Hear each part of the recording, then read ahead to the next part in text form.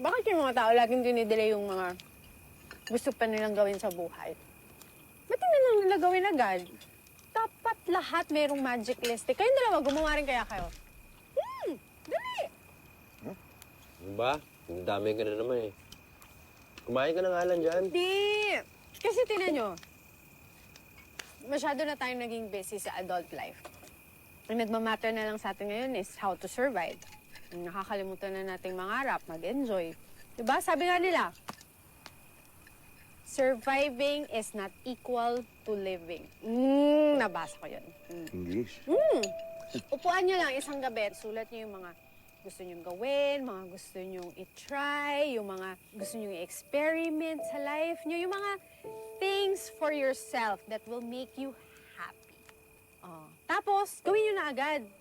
Huwag nyo nang hintayin pa na kulang na yung oras nyo para gawin yun.